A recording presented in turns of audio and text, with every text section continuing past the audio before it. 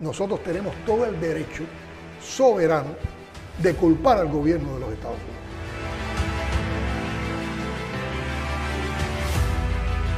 El enemigo lo que nos quiere ver es enfrentados. Al enemigo no le interesa solucionar los problemas de Cuba. No estamos haciendo cosas en el aire. Contratos firmados, contratos acordados, contratos que están puestos en vigor. Empieza un movimiento grande, como el que se hizo en la Revolución Energética.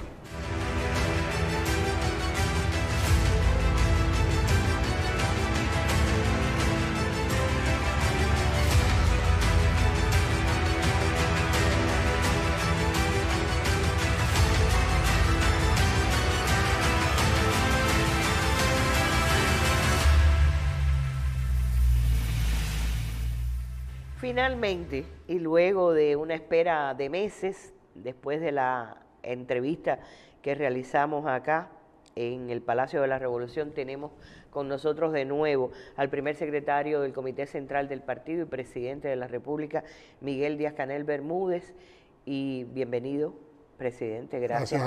Gracias por aceptar la invitación, y también el ministro de Energía y Minas, Vicente de la O. Levi, a propósito de lo que ha sido noticia en los últimos días, en las últimas horas, los acontecimientos de Santiago de Cuba el domingo 17 de marzo en la tarde, y bueno, en otra ciudad, en Bayamo y en Santa Marta, en Matanza.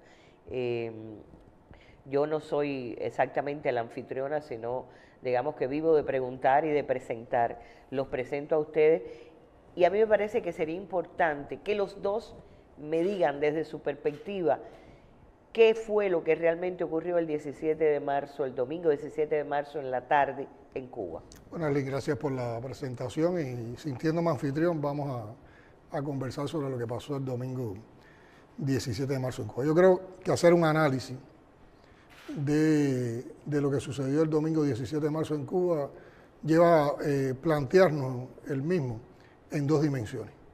Hay una dimensión que es la Cuba real, y hay una dimensión que es la Cuba virtual. Yo creo que en la Cuba real ese era un domingo de fin de semana como todos, donde un grupo de familias cubanas, como estamos acostumbrados, compartían. Había muchas actividades también en un grupo de municipios. El domingo hubo feria, había conciertos, había actividades recreativas, actividades para los niños, y la población estaba en las actividades que normalmente en las que normalmente participan y se desarrollan los domingos.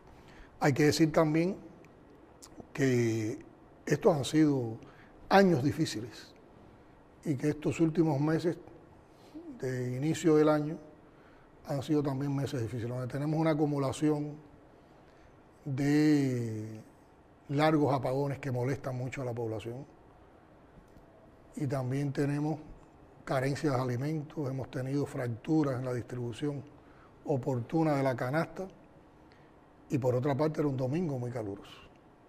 Yo creo que esa acumulación y esa coincidencia de circunstancias que provocan malestar, que provocan, agobian a determinadas personas, provocó o facilitó que un grupo de personas, fundamentalmente en 3 localidades del país, que son además localidades con muchos símbolos en nuestra historia, un distrito de Santiago de Cuba, no fue en todo Santiago de Cuba, un barrio de Bayamo, y el otro que fue más numeroso fue en la localidad del Cobre, también en Santiago de Cuba. Se reunieron personas en el orden de los cientos, 500 en un lugar, alrededor de 300, 400 en el otro, y alrededor de 100 en el otro lugar, que en lo fundamental fueron buscando la explicación, la argumentación y la queja, ¿no? La respuesta a la queja, que tenían fundamentalmente con 2 temas fundamentales: la electricidad, los apagones prolongados, y la carencia de alimentos. ¿Y qué fue lo que sucedió? Bueno, hubo una respuesta. De inmediato las autoridades del partido, del gobierno, de esos municipios y de la provincia se presentaron ante las personas que estaban en la manifestación y explicar la circunstancia que todos conocemos, ¿no? Y que tiene que ver sobre todo con el recrudecimiento que hemos vivido en los últimos 4 años del bloqueo, las consecuencias tan fatídicas que ha tenido para la vida de las cubanas y los cubanos, que nos hayan incluido una lista espuria que maneja los Estados Unidos a su antojo, el gobierno de los Estados Unidos a su antojo, donde prácticamente nos consideran un país que apoya el terrorismo, lo cual es una total falsedad. Y pueden existir también elementos de decisiones administrativas mal tomadas, algún elemento de burocracia, sobre todo en lo que tiene que ver con la distribución de la canasta, que también la estamos haciendo en condiciones muy complejas. Porque lo que sí hay que tener en cuenta en esa Cuba real de ahora es que nosotros en los últimos meses nos han faltado 2 combustibles fundamentales para poder lograr la cobertura de la generación eléctrica en los momentos de pico, y el ministro Vicente yo creo que tiene toda la disposición para poderlo explicar con más lujo de detalle a la población, que son el diésel y el fuel oil. ¿Por qué? Fundamentalmente por la persecución energética a la que está sometido nuestro país como parte del recrudecimiento del bloqueo, y también porque no siempre disponemos de la divisa necesaria para comprar esos combustibles. Perdón por interrumpir, solo quería que pudiera decir brevemente a qué le llamamos persecución energética. Bueno, la persecución energética es una de las acciones con las cuales se recrudece el bloqueo.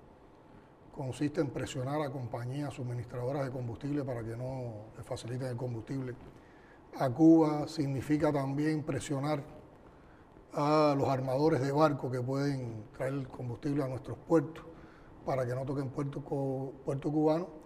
Y también están las presiones a las agencias financieras aseguradoras de los cargamentos de combustible. Entonces nos pone una situación muy compleja para lograr esos combustibles. Por eso se provocan fundamentalmente en estos momentos, y Vicente puede explicarlo después, los apagones con la intensidad con que se ha producido, a pesar de lo que ha reportado toda la estrategia que se ha venido desarrollando de mantenimiento, más sistemáticos que en otro momento, de reparación de las principales termoeléctricas del país y también de los principales emplazamientos de la generación distribuida, que funciona sobre la base, como te decía anteriormente, del diésel y del fuel.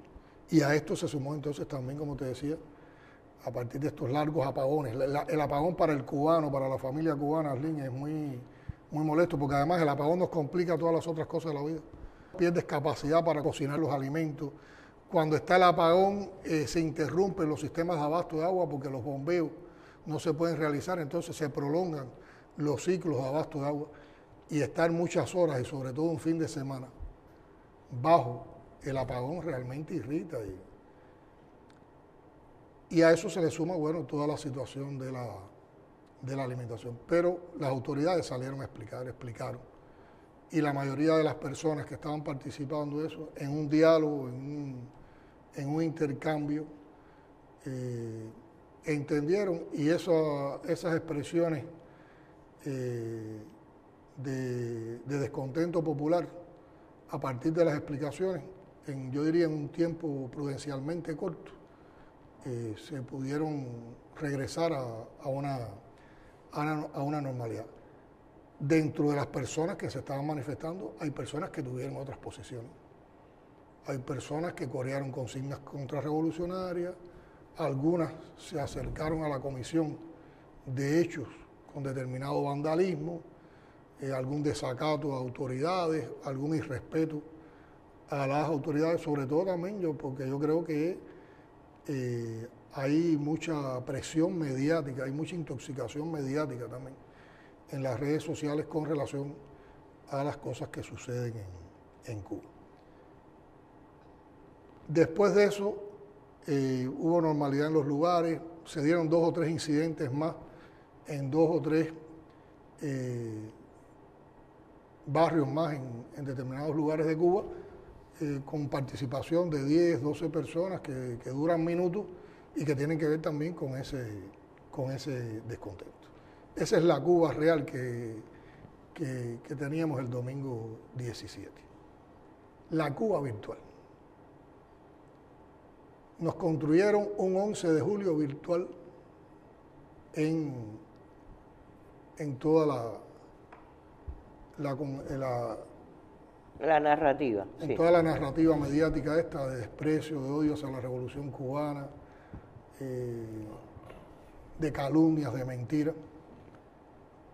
De inmediato se formaron los clústeres de todos los contrarrevolucionarios, los políticos, toda la gente que constantemente están denigrando de la revolución, se convirtieron en hechos de más permanencia y de más magnitud, manipulados incluso con técnicas de inteligencia artificial, las cosas que habían ocurrido realmente.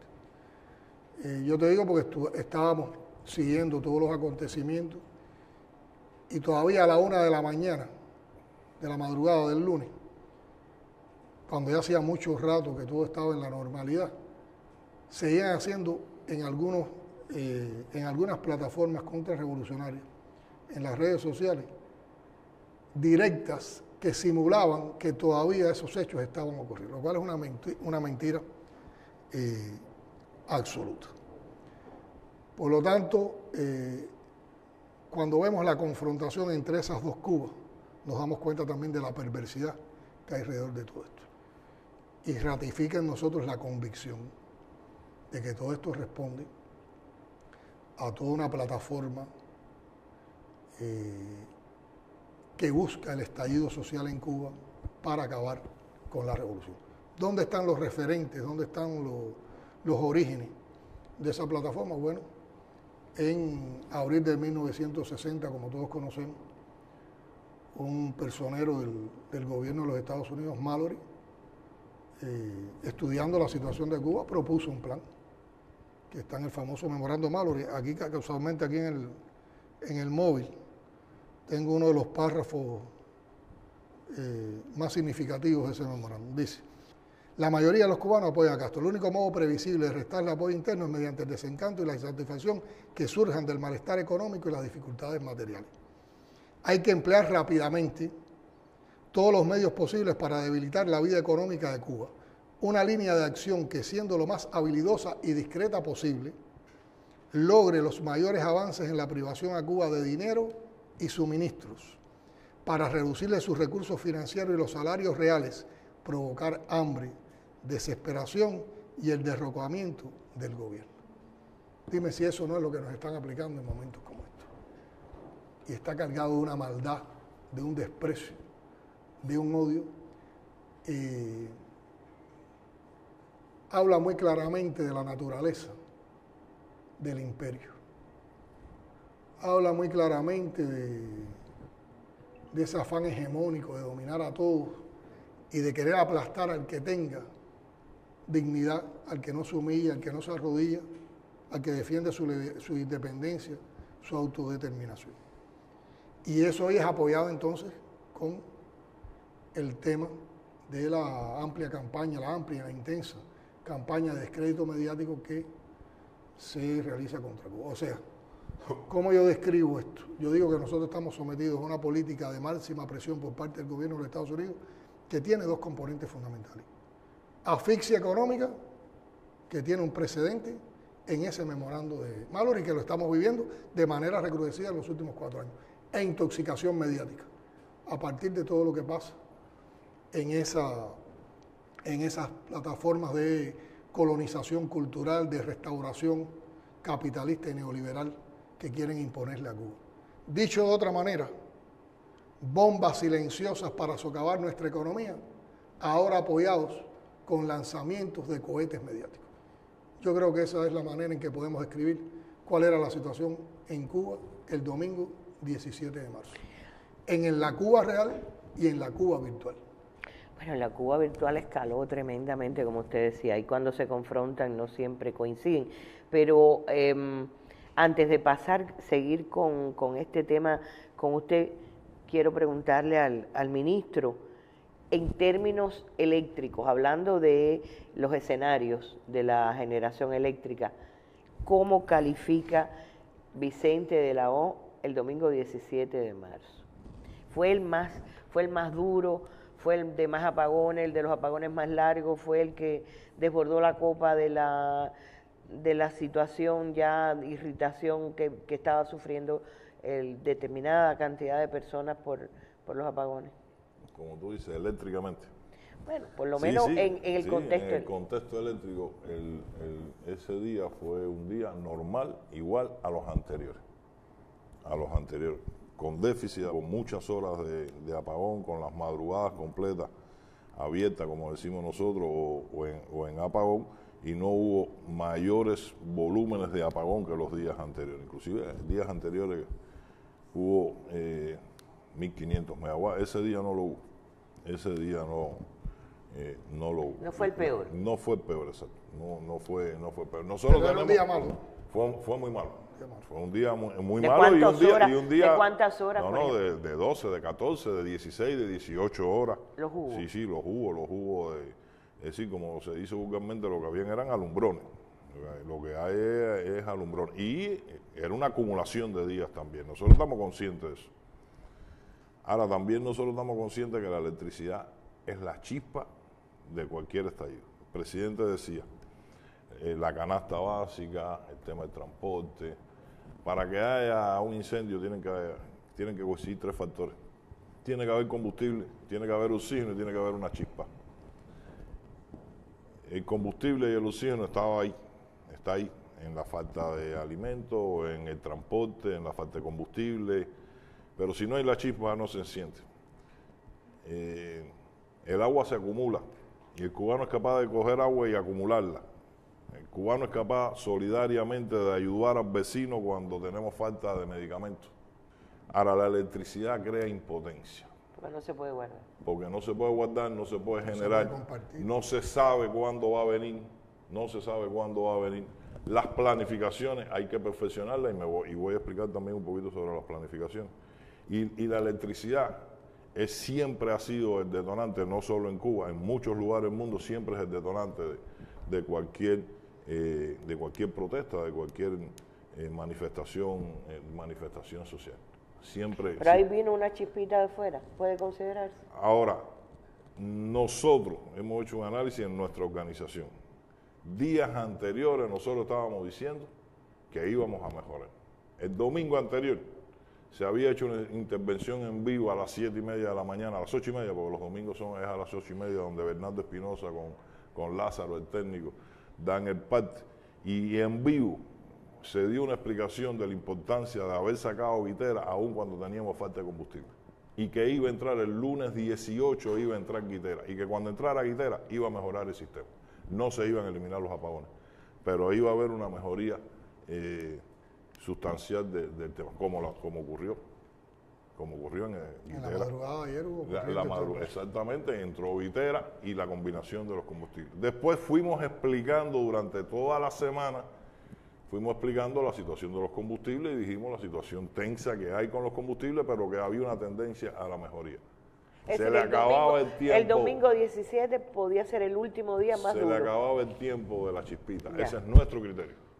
Nuestro criterio en el análisis, en nuestros colectivos, en nuestra radiación, en el análisis técnico que nosotros hemos hecho. Ese domingo fue un día muy tenso, pero similar a los días anteriores, Arlene. Ya. Presidente, vuelvo con usted. Algunos medios, sobre todo del sur de la Florida, han insistido, Díaz-Canel vuelve a culpar a Estados Unidos de su... Y usted, por ahí incluso se ha hecho viral una respuesta que usted le dio a un periodista de NBC que estaba aquí participando en Patria.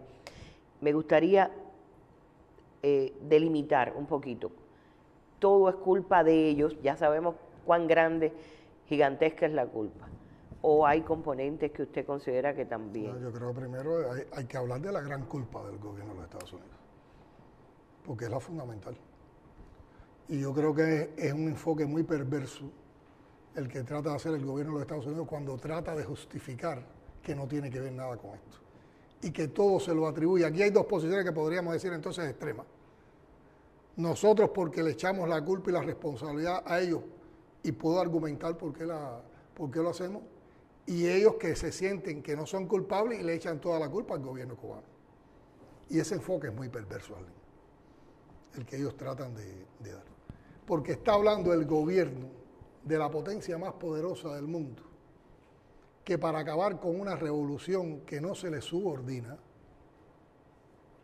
y además que es una revolución que se sostiene en un país vecino de ese imperio, donde lo más aconsejable era tener con ese país pequeño una relación civilizada, como la tiene el gobierno de los Estados Unidos con otros países que no comparten tampoco la ideología imperial. Es muy perverso que ese país, ese gobierno, que te aplica un bloqueo genocida y criminal de más de 6 décadas, dicho con la desvergüenza y el descaro con que lo dijo Mallory, o como lo sugirió Mallory en su memorando. Un gobierno que te cerca cualquier negociación comercial o económica que tú trates de hacer. Te cercan. Presionan los barcos, presionan los bancos, presionan las agencias aseguradoras. Aplican leyes ilegales y extraterritoriales como Torricelli y la ley Helm-Burton. Tratan de ahuyentar a los inversionistas. Presionan a los países que quieren tener relaciones con Cuba. Cierran las puertas a los créditos, a los intercambios y además nos cerraron los ingresos en remesa. Y como si fuera poco, prohíben que los ciudadanos norteamericanos vengan a Cuba de turismo. Niegan a las compañías de cruceros que toquen puerto cubano y presionan con determinados mecanismos que tienen de visa para evitar que también los ciudadanos europeos vengan de turismo a Cuba. Ese gobierno que actúa de esa manera y que eso provoca carencias importantes de combustible que inciden en los apagones en Cuba y carencias importantes de alimentos, medicamentos, materias primas, insumos para nuestras principales producciones de bienes y servicios que entonces no podemos poner en disposición de la población, va a decir que no es culpable de todo esto. ¿Dónde está la vergüenza de ese gobierno? ¿Dónde está la vergüenza? ¿Cuál es la mentira que está diciendo Cuba sobre eso? Mientras exista bloqueo, mientras haya bloqueo recrudecido y mientras exista la inclusión de Cuba en una lista de países que supuestamente apoyan el terrorismo, nosotros tenemos todo el derecho soberano de culpar al gobierno de los Estados Unidos. Y hay evidencias, con lo que sucedió el domingo hay evidencia. Es muy significativo que después que empezaron estos acontecimientos, que además es un ejercicio de plena democracia socialista, las autoridades de los lugares fueron a hablar con nuestro pueblo, porque siempre el gobierno cubano, el partido, las instituciones nuestras han tenido toda la capacidad para conversar con nuestro pueblo, porque no hay una separación entre partido, gobierno y pueblo. Y siempre estamos dispuestos, unas veces lo hacemos mejor y otras veces peor, pero siempre está a la disposición, la voluntad para hablar, para discutir, para dialogar. Las decisiones que se toman en Cuba se toman tomando en cuenta la opinión de la población, los análisis de la población. Los procesos más complejos en nuestro país se someten a debate popular. Nosotros ahora mismo estamos, a partir de prioridades que hemos planteado para este año, estamos en 4 procesos de discusión que se empezaron con la militancia del partido y que van a abarcar a la población y a las comunidades, sobre la importancia de fortalecer la unidad a partir de los pronunciamientos y del llamado del general de ejército en su discurso por el 65 aniversario del triunfo de la Revolución en Santiago de Cuba, sobre las medidas económicas que anunció el primer ministro Marrero en la Asamblea Nacional del Poder Popular y que ya comenzaron a aplicarse con toda la metodología que hemos planteado, con toda la filosofía de cuándo estén creadas las condiciones, cuándo estén las medidas compensatorias para los que pueden ser más afectados, con relación a fortalecer la labor ideológica, o sea, que haya mejor funcionamiento de todo en nuestra sociedad con la responsabilidad que le corresponde a cada cual en cada ámbito y con el debate, la discusión popular para eliminar tendencias negativas que hay en nuestra sociedad y todo eso se está apoyando con procesos de discusión popular. Entonces, de inmediato se arman los clústeres que integran ¿quiénes? Los influencers y youtubers contrarrevolucionarios que todos conocemos quiénes son y por quién están pagados. Políticos norteamericanos. Hasta congresistas se atrevieron a acusar a Cuba. Y si están tan preocupados por las acusaciones de Cuba, nosotros tenemos el derecho de acusarlos por muchas cosas más. Hubo congresistas que cometieron la infamia de acusar con una mentira al decir que habíamos asesinado supuestamente a un contrarrevolucionario en Cuba, y que cuando todo el mundo sabe que eso es una mentira y que eso es un planteamiento que ellos no podían sostener ni podían demostrar. Por lo tanto, es totalmente una difamación. Tiene una potencia para enfrentar a un pequeño país que acudir a todas esas cosas. Entonces ahí estaban los clústeres de estos políticos, de estos congresistas, de los youtubers e influencers, todos los medios occidentales de inmediato. La gran noticia era protestas masivas contra el gobierno de Díaz-Canel. Y la gente no estaban protestando contra el gobierno, las personas, nuestro pueblo estaba planteando situaciones difíciles que estaba viviendo. ¿Pero a quiénes se las estaba planteando? Al gobierno que proteja a nuestro pueblo, que trabaja con nuestro pueblo para buscar soluciones en medio de las circunstancias más difíciles. Pero ese era el gran titular. Y yo digo, eso era lo que realmente estaba pasando en Cuba. En 3 lugares hubo determinada protesta, determinada manifestación. Eso era toda la Cuba en esas circunstancias. ¿Acaso ese domingo no hubo protestas en otros lugares del mundo? En estas, como se trabajó con la población a partir de la atención por las direcciones del partido, el gobierno y las instituciones del Estado, no hubo represión policial como se usa la represión policial en otros lugares del mundo. No olvidemos cuando en un país latinoamericano estudiantes universitarios salieron a protestar a las calles y los reprimieron lanzándole perdigones de goma que dejaron ciego a muchos de ellos. No olvidemos cómo se reprimen manifestaciones en determinados países de Europa, o no olvidemos la represión policial y la brutalidad policial ante manifestaciones en Estados Unidos, particularmente cuando participan personas con color de la piel negra, porque ahí se vincula todo, la xenofobia, el racismo, la discriminación de todo tipo. Entonces, todos esos clústeres, todas esas personas acuden a ese clúster y se articulan de una manera inmediata con las mismas calumnias, las mismas mentiras, los mismos planteamientos. Hay una cosa interesante para que se vea también, porque hay que conocer Cuba. Las cubanas y los cubanos que participaron en esas protestas y que tenían preocupaciones, cuando están hablando de la alimentación, están reclamando algo que posiblemente sea el gobierno cubano el único que se le oferta a su pueblo, que es la canasta básica, que son un grupo de alimentos que repartimos por igual a todos en este país de manera muy subsidiada, en medio de las condiciones que estamos viviendo. Y esa canasta pudiera ser mejor, pudiera ser más amplia, pudiera llegar mejor a nuestro pueblo si no fueran por las limitaciones que también nos impone el bloqueo. Entonces aquí todos los laboratorios, y nosotros estamos claros de que no somos ingenuos, aquí había una operación también de guerra no convencional. Y volvieron a aplicar el mismo libreto que aplican siempre. Y el libreto estaba predeterminado. Se enfocan manifestaciones pacíficas. Después de la manifestación pacífica acusan de represión policial. Después de la represión policial empiezan a hablar de presos políticos.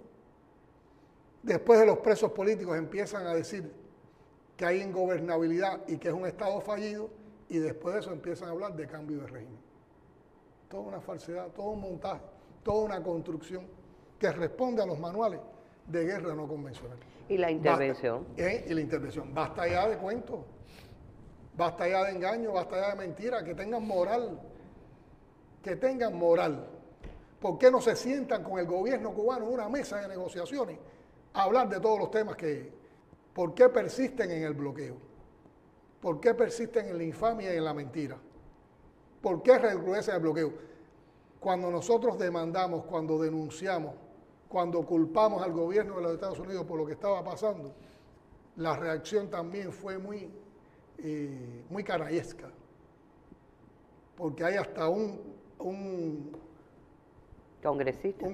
No, más que un congresista, un alto cargo del gobierno de los Estados Unidos que salió en un Twitter diciendo de esta manera: mientras Cuba no se abra a la democracia es la que pintan ellos. Ajá. Ellos no reconocen nuestra democracia, que es mucho mejor, que es más democrática que la de ellos. Hasta que Cuba no abra las puertas a la verdadera democracia, persistirá el bloqueo.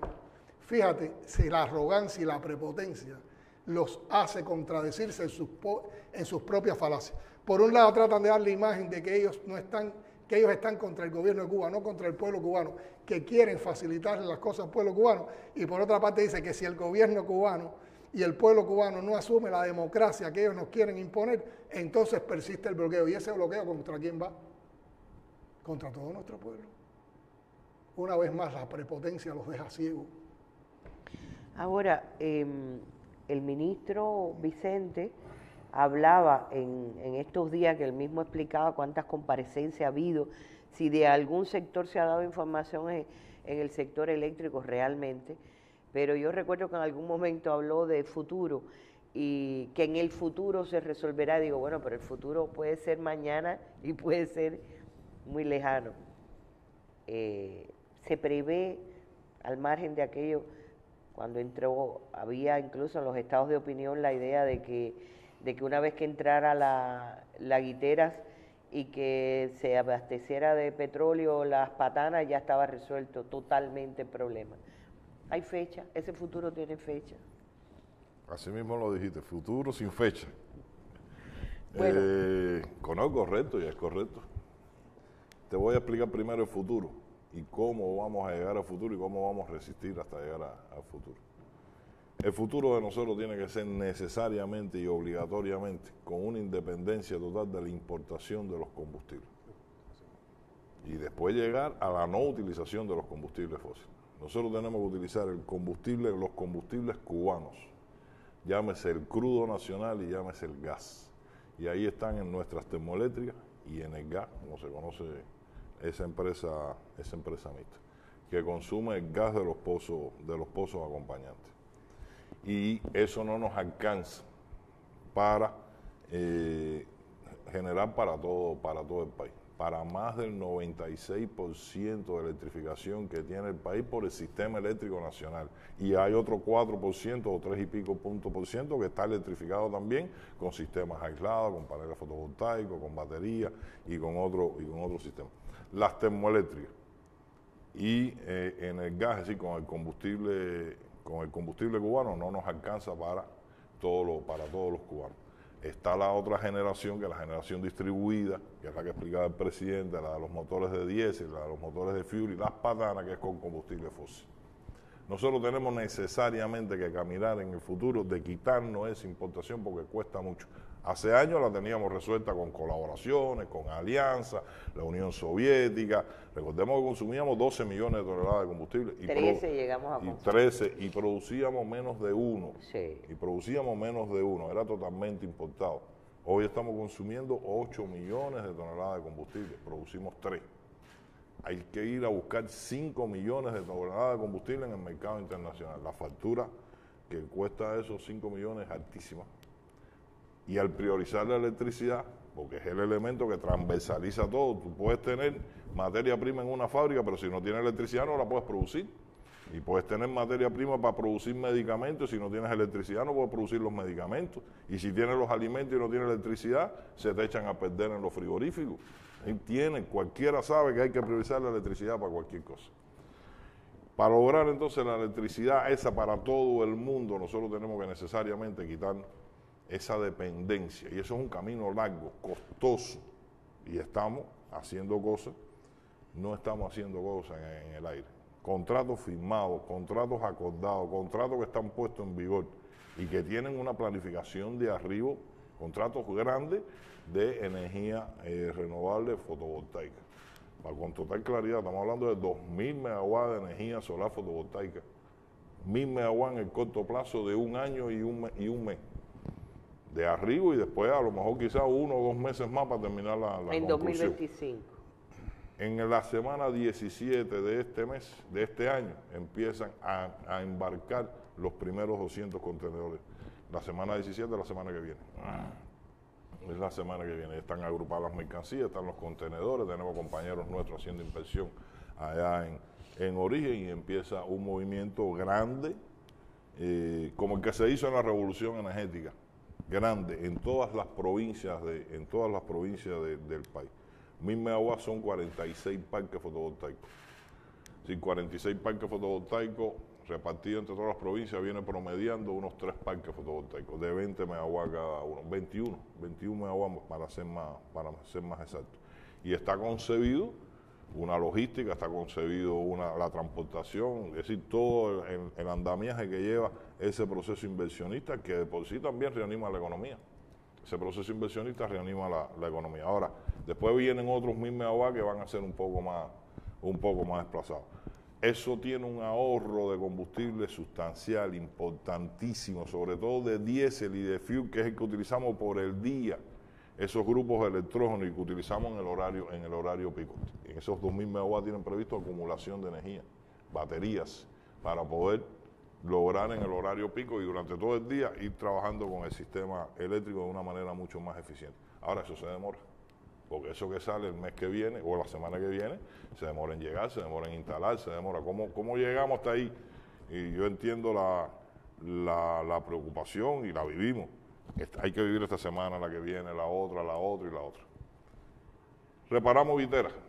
Entró Guitera el día que se planificó y Guitera está en línea. Ahora hoy en la mañana tuvo un proceso de asimilación de una intervención tan grande como se hizo, que se explicó. Alfredo, el director de la Unión Eléctrica, lo explicó al detalle. Más de 1500 cosas se tocaron en esa termoeléctrica, un proceso de asimilación.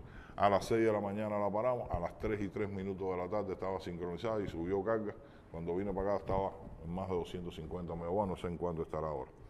Eso es normal. Ahora, a partir de Guitera mejoró, enseguida mejoraron la madrugada del día de ayer, no hubo apagón. La madrugada del día de hoy nosotros estamos planificando que no haya apagón, pero no es Guitera y no es resolver los apagones. Y el déficit ha sido la tercera parte del déficit que habíamos tenido en los días anteriores. Exacto. O sea, hoy hemos disminuido el apagón en más de un 66%. Sin Guitera. Sin Guitera. Sin Guitera desde por la mañana hasta las 3 de la tarde.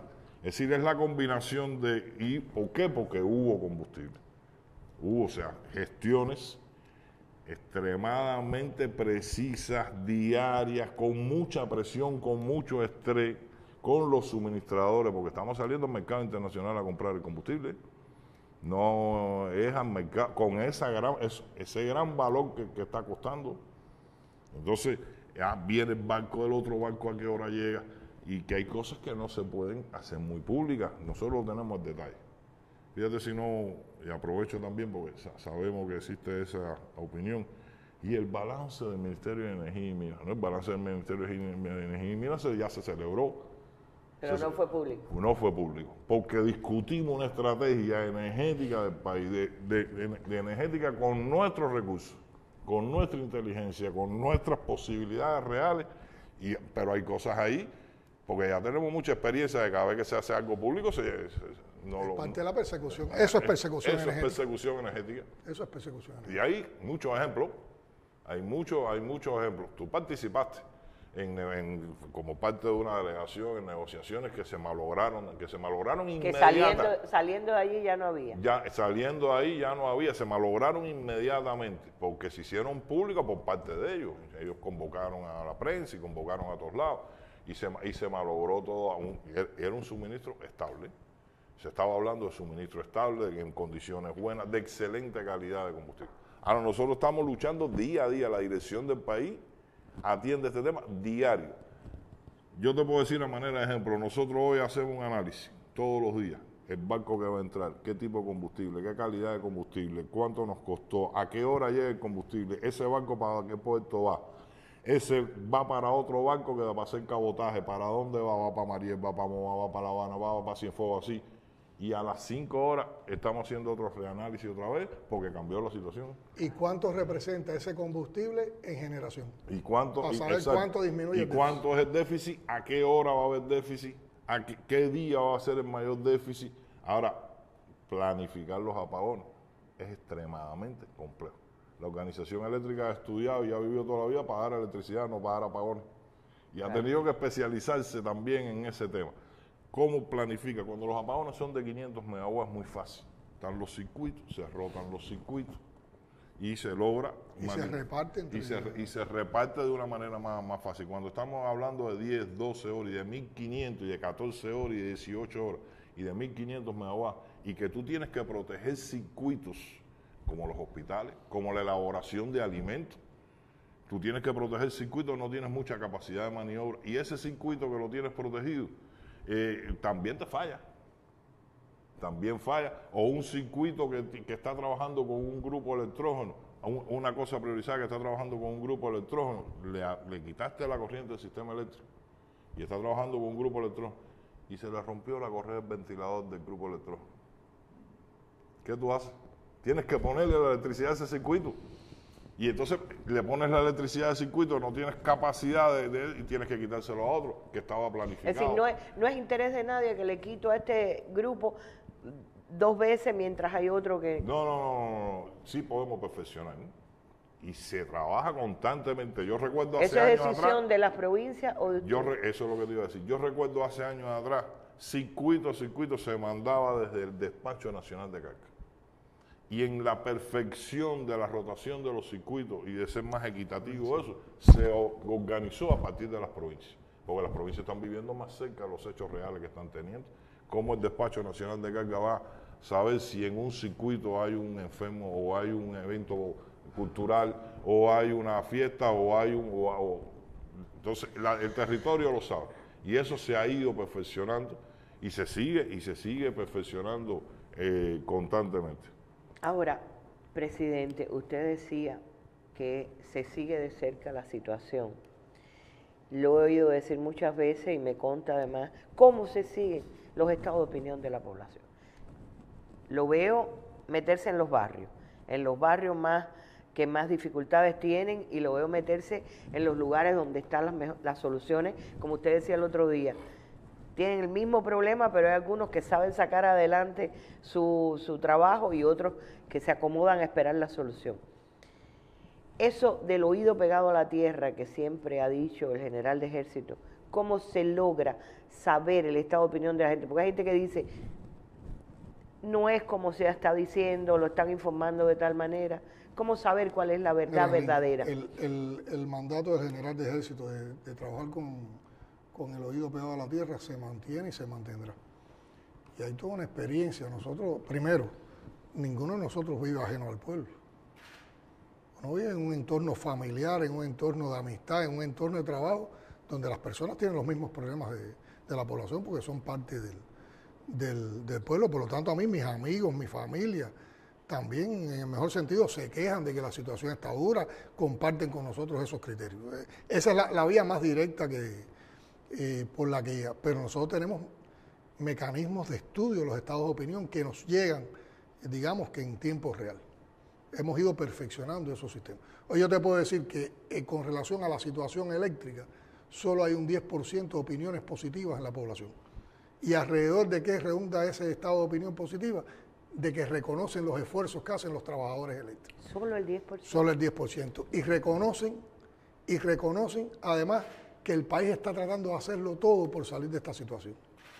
Pero hay un 90% entre sugerencias, críticas y quejas. Eso varía. Cuando nosotros logramos estabilidad en el sistema eléctrico, como lo logramos en el fin de año, subió a más de un 75% las opiniones positivas. Y las que no eran positivas estaban más en el margen de la sugerencia o de la duda que en lo crítico. Pero a ver, si yo ahora te digo que hay un 90% de positivo, es una mentira. Porque en una situación como esta que hemos descrito es lógico que hay una percepción. Como te digo que también hay un % de positividad muy bajo con relación a la situación económica de manera positiva, porque la situación económica del país es dura. Pero incluso nosotros tenemos por municipios, por barrios, cuáles son las tendencias fundamentales de opinión de la población y en función de eso también se organiza la labor de argumentación y de trabajo con la gente. Y la tomamos en cuenta en la toma de decisiones también. La tomamos también en cuenta en la toma de decisiones. Yo también creo, bueno, a mí el tema energético me apasiona primero por la responsabilidad que tenemos por resolver uno de los problemas principales del país. Porque cuando nosotros resolvamos en la medida que plantea la estrategia descrita por el ministro de Energía y Minas, por Vicente, en la medida que esa estrategia la podamos concretar, resolviendo el problema energético, nosotros resolvemos casi todos los otros problemas. Porque tendremos más disponibilidad de combustible para el resto de la economía, tendremos más estabilidad en el sistema electroenergético nacional, tendremos más estabilidad en el abasto de agua a la población, tendremos más combustible para mejorar el transporte público a la población. O sea, todo, por eso el tema energético es un tema fundamental, es un tema transversal en nuestra economía. Y me apasiona ya no solo por la responsabilidad, también por mi profesión, por el interés profesional. Y yo sí te puedo asegurar dos cosas. Primero, que hay mucha gente trabajando muy duro en todo el sistema electroenergético nacional para mejorar la situación, incluso en esta situación tan difícil. Y que ese esfuerzo se concretó en resultados cuando nosotros pudimos paliar los apagones a finales de año. Y toda la estrategia que se trazó de rescate, de los mantenimientos, de las reparaciones, nos dio un resultado. Hoy, insisto, estos apagones no tienen que ver con problemas tecnológicos, estos apagones tienen que ver con que hemos vivido un momento en que nos faltaron dos combustibles fundamentales en el país para poder operar el sistema electroenergético nacional, incluso para aprovechar potencialidades que se rescataron precisamente con esa estrategia. Y está la otra estrategia, que es ir pasando la matriz electroenergética a una matriz que dependa más de las fuentes renovables de energía. Está en todo ese amplio proceso inversionista que describía el ministro Vicente. Y en estos días vamos a tener más estabilidad porque han empezado a dar resultados todo un grupo de gestiones que se han hecho con países amigos, con países hermanos, pero también que vienen como resultado de otros momentos en que también se ha trabajado y por el seguimiento ese sistemático. Pues para nosotros estamos claros hoy que una de las cosas que más golpea a la población en estos momentos es el tema energético y ahí estamos trabajando. Yo creo que Vicente ha explicado una visión de futuro, pero también ha estado explicando una visión de presente. Ya esta semana nosotros empezamos a mejorar la situación eléctrica con la entrada de la guitera.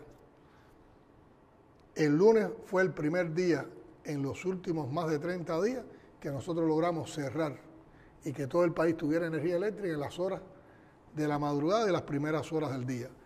El déficit eléctrico en el día de hoy que ha transcurrido hasta ahora es la tercera parte del déficit que hemos tenido en días anteriores. Y estamos trabajando para que en la madrugada de hoy tampoco haya déficit energético y así tenemos toda la programación. Tenemos día a día, como decía Vicente, incluso tenemos los momentos en los que puede haber una situación compleja porque no tenemos el empate en los combustibles y en función de eso se están haciendo ya todo un grupo de negociaciones y de acciones. Por lo tanto, como dice Vicente, todos los días están cambiando los pronósticos, las proyecciones y no siempre para mal, pero realmente hemos vivido una etapa muy tensa y una etapa tensa vivida sigue dejando un halo de insatisfacción hasta que la gente no vea de verdad una estabilidad, porque siempre queda la duda, hoy estoy bien, pero mañana ¿qué va a pasar?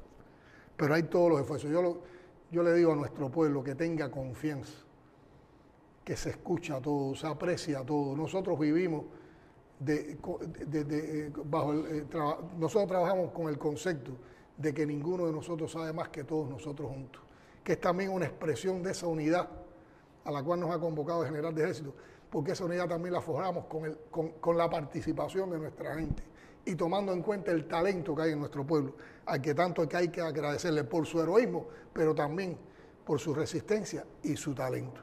Y muchas veces esas opiniones que estudiamos, hay veces que hay una sola que se dijo en un lugar y esa nos está dando la luz de lo que hace falta y se toma en cuenta. Y en función de eso se está trabajando así, se está tomando en cuenta todo lo que la población dice. Y eso también nos dice, cuando tenemos que explicar cosas que no se entienden, como estas que explicó Vicente, entonces decimos, bueno, hay que explicar por aquí porque aquí están las dudas, aquí están las incomprensiones. Y hay cosas que lamentablemente no las podemos explicar, no porque no queremos, ni porque no sea necesaria, es porque estamos enfrentando un enemigo muy malvado y no le podemos dar toda la seña de por donde nosotros estamos caminando. No, que te está ahorcando y te está diciendo que tú eres el culpable. Presidente, ustedes hablaban y yo estaba recordando la ventaja de tener cierta cantidad de años y recordaba que cuando yo era niña, casi nadie en mi barrio, y no era precisamente un barrio marginal ni pobre, todos los hogares no tenían refrigerador y televisor, mucho menos. Es uno de los sectores donde más se multiplicó la inversión en la revolución.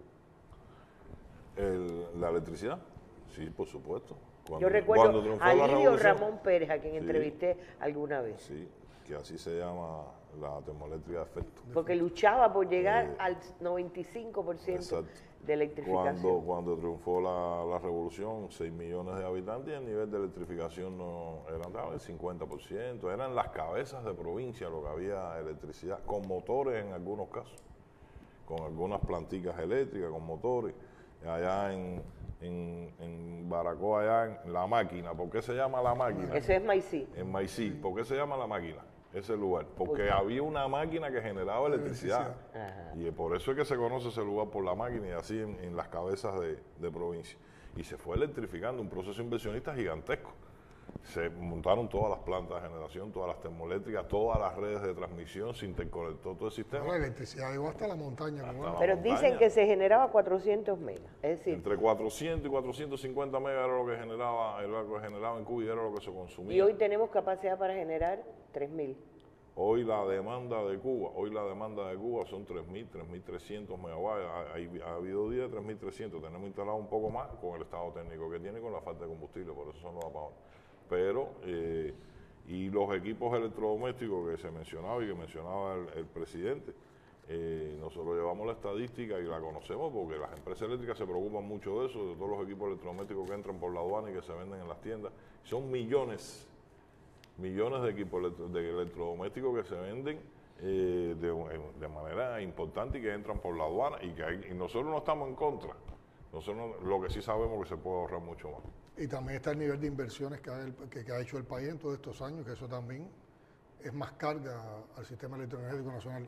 Ahora estamos defendiendo con mucho rigor que cada nueva inversión desde el inicio de su proyecto tiene que venir acompañada de fuentes renovables de energía. De una fuente de energía. De fuente de energía renovable. Por ejemplo, y eso lo hemos logrado en el Mariel. Hoy el Mariel, con fuentes renovables de energía, genera más electricidad que la que consume. Por lo tanto, la zona especial del Mariel entrega un sobrante de energía al sistema electroenergético nacional todos los días.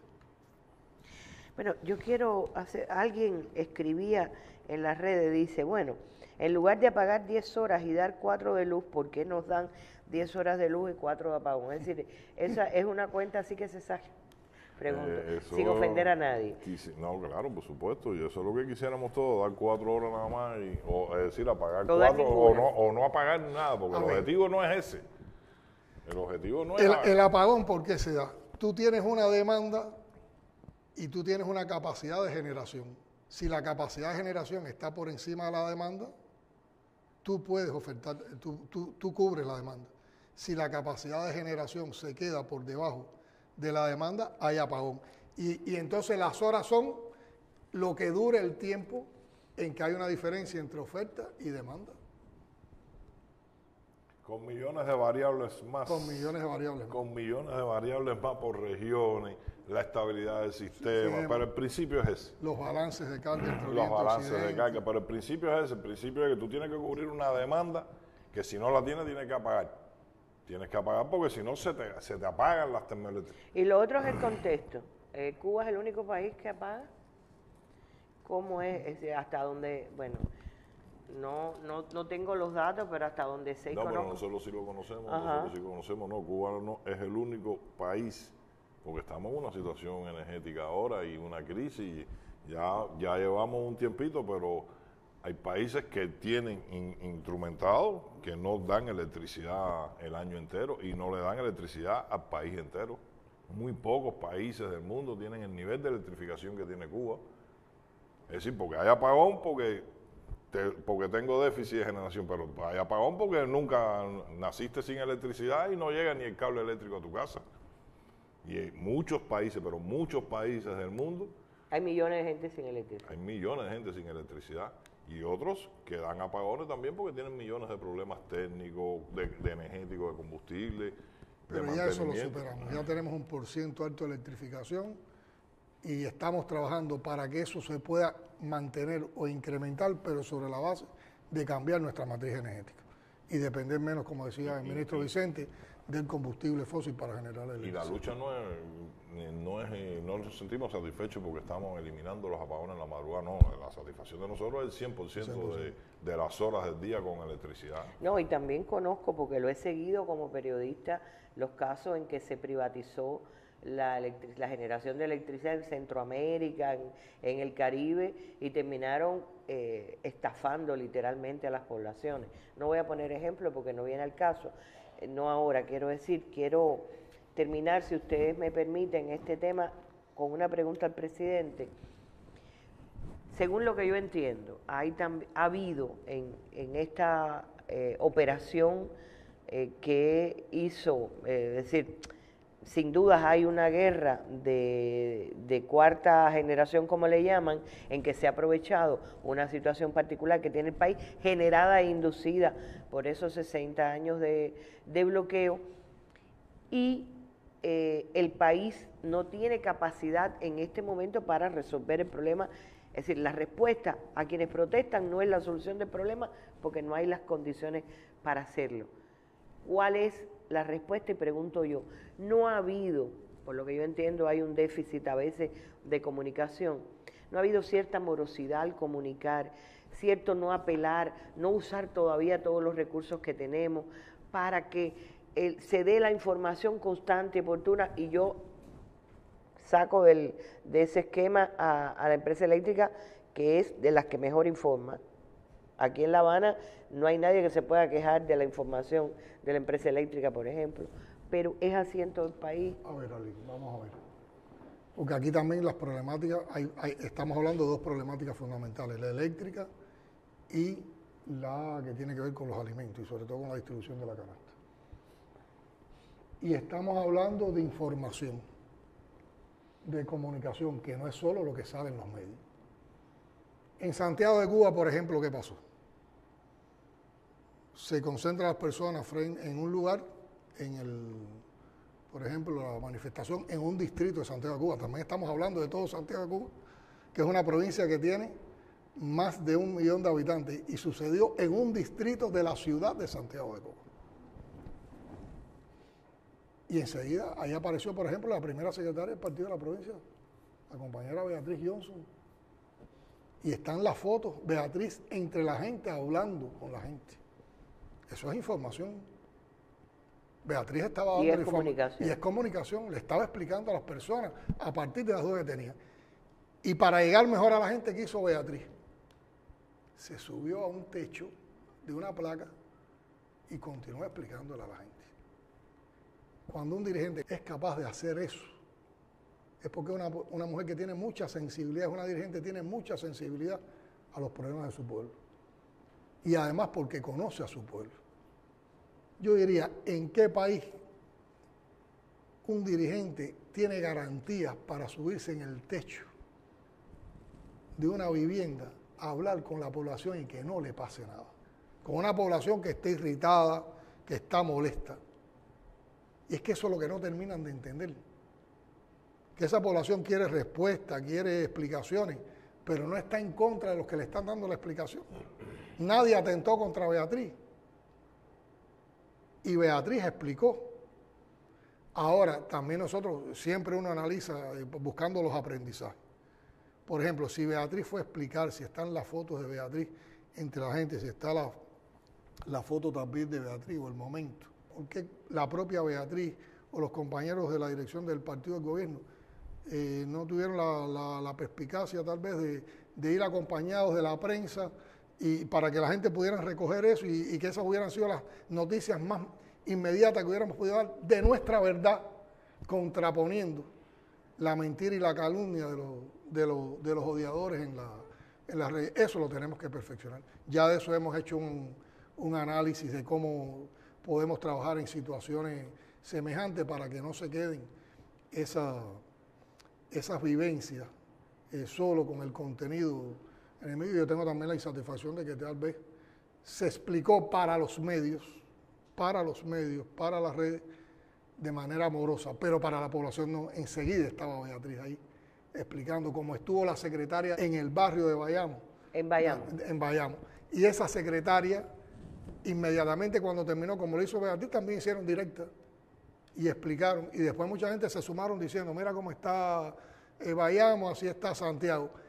Y la avalancha de falsas noticias que hablaban de alzamiento en San Miguel del Padrón, el Capitolio de La Habana, el Malecón, Ciego de Ávila, Holguín, mucha gente sacando, mire lo que está pasando aquí no está pasando nada, esta es la tranquilidad de mi pueblo, aquí estamos en una fiesta popular, aquí estamos en un concierto.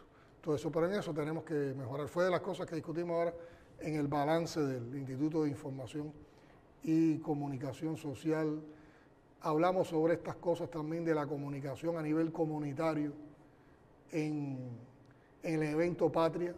Hablamos sobre estos elementos también de información y comunicación en el encuentro que tuvimos ayer también con los asistentes al evento Patria, y son de las cosas que tenemos que también aprender a hacer de una manera mejor para contar también e imponer nuestra narrativa, que es una narrativa que parte de la ética, que parte de la verdad, que parte de lo justo. Los temas que se hablaban, usted mismo lo decía, electricidad y canasta básica. ¿Podemos volver, o ya, usted que se queda de anfitrión de este segmento? Yo creo que la semana que viene hoy hemos hablado de la electricidad y agradecemos mucho que Vicente, con todas las complicaciones que tiene, haya estado con nosotros. Yo creo que la semana que viene podemos hablar de la canasta y de la comida. Fíjate, que vuelvo porque tú tienes la capacidad esa de sacar distraer a uno, porque no de distraer, aquí no hay quien se distraiga, pero uno quiere terminar una idea y ya me estás preguntando otra.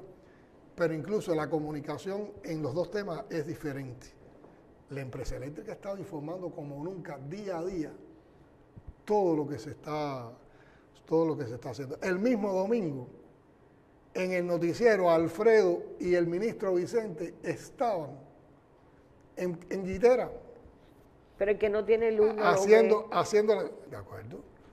Y aunque lo pongas en red, el que no tiene el teléfono cargado no lo puede ver, pero no es porque no se informe, ya eso es la oportunidad que tienen para informarse unos a otros. Por eso te digo que es tan importante. Los que estaban ahí tuvieron enseguida la información de las autoridades. La información de las autoridades. Pero ellos estaban en Guitera, sí, ultimando las últimas pruebas. Me acuerdo que era la prueba del condensador, del transformador, la salida ya. Y después se estuvo comunicando durante toda la noche los pasos que se iban dando ya, de calentar calderas, de empezar el lunes por la mañana ya empezó a moverse las máquinas, ya estamos sincronizando. Hoy mismo se explicó por qué para no alarmar a nadie, por qué la Guitera iba a salir un momento, y ya por la tarde se estaba diciendo que la Guitera estaba en 205 megawatts. En 205 megawatts. Pero sobre la propia distribución de la canasta, también se explica. Lo que pasa es que también se puede informar mucho, se puede comunicar mucho, que cuando tú tienes 14 horas de apagón, claro, y te faltan alimentos, el descontento no te lo quita nadie. Puedes comprender incluso. No me están engañando, no me están manipulando, me están diciendo la verdad, pero yo estoy viviendo una situación tensa. Nosotros también tenemos que ponernos en el plano de la gente. Pero yo también creo que por la confianza que hay entre nuestro pueblo, las entidades del partido, el gobierno, hay todas las posibilidades de, cuando tenemos un malestar, cuando tenemos una duda, ir a nuestras instituciones públicas donde se pueden dar los argumentos, donde se pueden dar las explicaciones, donde incluso se pueden escuchar las críticas y tomarlas en cuenta, pero nunca hacerle el juego al enemigo. Bueno, el enemigo lo que nos quiere ver es enfrentados. Al enemigo no le interesa solucionar los problemas de Cuba.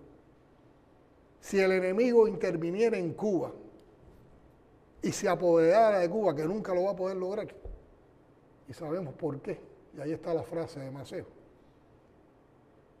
no iba a resolver los problemas de la electricidad, ni iba a resolver los problemas de la comida, porque la lógica del capital no resuelve esos problemas. La lógica del capital, la electricidad estuviera, la generación de energía eléctrica estuviera sencillamente como estaba antes de la revolución, totalmente privatizada. Y tenía energía eléctrica quienes podían pagarla. Hombre, claro. Y la preocupación no era darle energía eléctrica a nadie, era el que la pudiera pagar. Y no había canasta básica. Había alimentos y comía el que podía. Y el que no se moría de hambre. Y no podía protestar tampoco. Ni tenía derecho a la manifestación. No olvidemos eso, porque por esa realidad se hizo la revolución, para borrar esa realidad. Porque la revolución va contra la lógica capitalista, va contra la lógica imperial. Y eso es, como siempre se ha dicho, un puñal en las venas del imperio. Que a 90 millas hay un pueblo digno, que pasando todas esas necesidades, que responden, y sigo insistiendo, responden sobre todo a esa política hegemónica de dominación y de desprecio. Al nos desprecian. Nos desprecian la manera en que tratan al pueblo cubano con el bloqueo, la manera en que arman todas estas campañas, la manera en que llaman a odio, es una expresión de desprecio hacia nuestros pueblos, no solo hacia Cuba, hacia los pueblos de Latinoamérica, hacia los pueblos del sur. A ellos no les interesa el bienestar del pueblo, eso es una mentira. Y aquí sí estamos todos los días luchando